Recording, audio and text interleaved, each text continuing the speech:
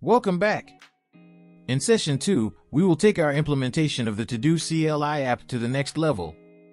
This session focuses on establishing the foundational structure of our CLI application. Here's what we'll cover. Tasks for Session 2. Create the basic CLI structure. This step is about laying the groundwork for the CLI by organizing its fundamental components. Task 1. Create a main Python file, example, todo.py.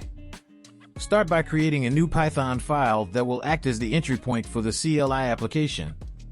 While naming it todo.py is standard practice, feel free to choose a name that suits your needs. This file will house the primary logic for handling user commands. Task 2. Set up Click to handle CLI commands. Integrate the Python package Click, which simplifies creating and managing command line interfaces. In the todo.py file, import the library and configure it to recognize and process user commands. Define a main command group and outline subcommands that will serve as the backbone of your application. Task 3. Implement a basic command, example, todo help. Add a simple command, such as todo help, which displays guidance on how to use the app.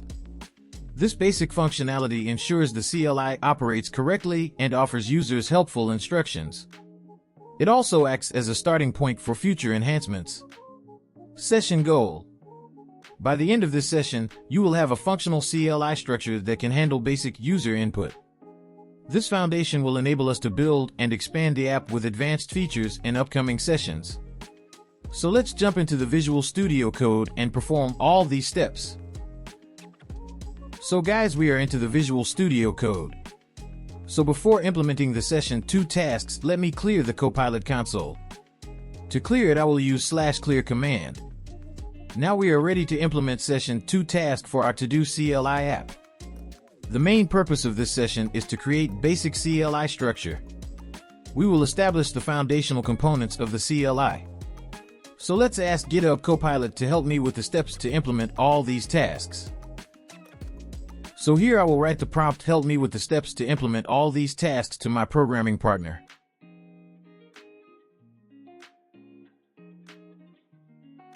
And you will notice that it has given me the steps for each task. Let's execute this one by one.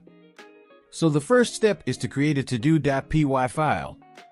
Let's go to To-Do App folder and create a new file called todo.py.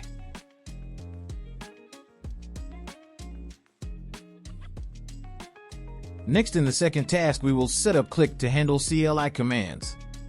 Click is a Python package used for creating command line interfaces. Setting up Click involves importing the library into the todo.py file and configuring it to recognize and process user commands. And this is what all these code is doing. Finally, our todo.py file should look something like this code. We can insert these code in many ways. Like apply an editor, insert a cursor, copy the code, or we can insert it into new file as well. But we have already created todo.py file.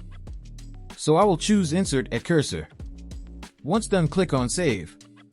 So let's insert it and then discuss about this code. Before discussing about the code, I found a mistake which I did while creating the todo.py file. I mistakenly created it in some other location, not in To-Do App folder. So let me fix it by moving todo.py file to To-Do App folder. Now let's discuss the code. The provided code is a simple command line interface, CLI, application built using the Click library in Python. The Click library is a package used to create command line interfaces with minimal code. The code starts by importing the Click module. Following the import, a Click.group decorator is used to define a CLI function. This function serves as the entry point for the CLI application and groups multiple commands under a single interface. The CLI function itself contains a docstring that describes the application but does not perform any actions indicated by the pass statement.